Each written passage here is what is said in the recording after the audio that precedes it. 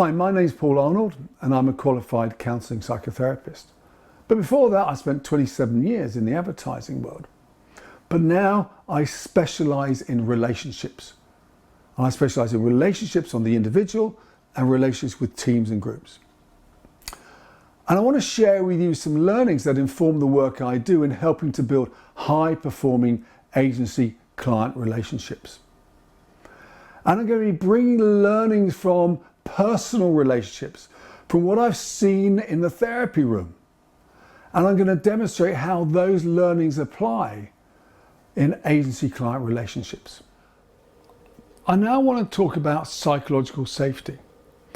And in the therapy room, I sometimes get clients who come in who talk about having a partner who's playing mind games with them, and completely destabilizes the whole relationship because they don't know what to say and they don't know how to be and they're walking on eggshells, and it just leaves them feeling very unsafe and uncertain. And that's not a nice place to be when that's your primary relationship. And I think the same happens in some agency client relationships where games are being played and we don't know where we are. And I would say that the most important thing for every relationship, or one of the most important, is a sense of safety and security in that. That's why trust is so paramount. And I think that if you don't feel safe to say what you want to say and to be heard without retribution, then you know what? Truth goes underground. And once it goes underground, it's very difficult to get out. And when truth disappears out of a relationship, then it basically contaminates that relationship. So we must have transparency. We must, on both sides, have the courage to say stuff, because it's flipping difficult at times to say this stuff, but we've got to have the courage to say it. And the other side has got to listen, and the other side has got to give permission that that can be said. I don't want us to be dancing around. So I want to know where we are in this. I want to know the reality. I want to know the truth. And this is why I love, almost the brutal honesty of the Eastern Europeans or the Dutch or the Germans, because, they say it. And I think we could learn a lot in Britain about that. I remember I was in Amsterdam. I was being shown some creative work by a creative director, and he was showing me some work, and I said, "Oh, very interesting." And he called me.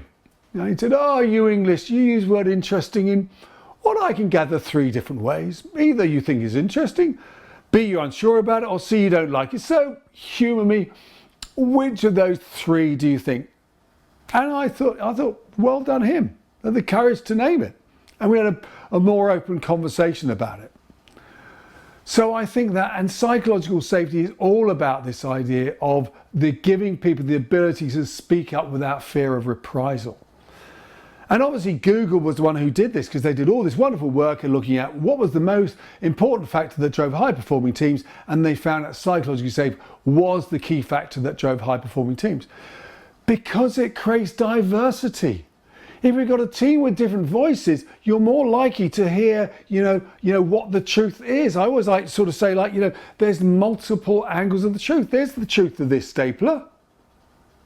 And but there's another truth. There's another truth.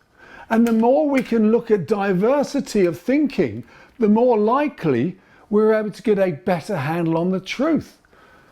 And basically what also happens when you allow different voices to be heard, we robustly challenge and hone our thinking and hone our execution, and hopefully stop us doing some really stupid things. So actually, psychological safety is absolutely something we've got to culturalize in. Now, it's got to be modeled by the senior people in those teams on both the agency and the client side.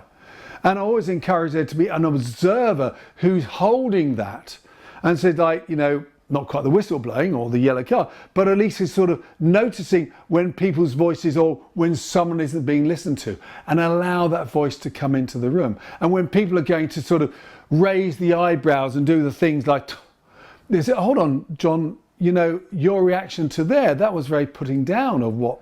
So we've really got to make sure we build this stuff in to our everyday relationships we have with agencies and clients.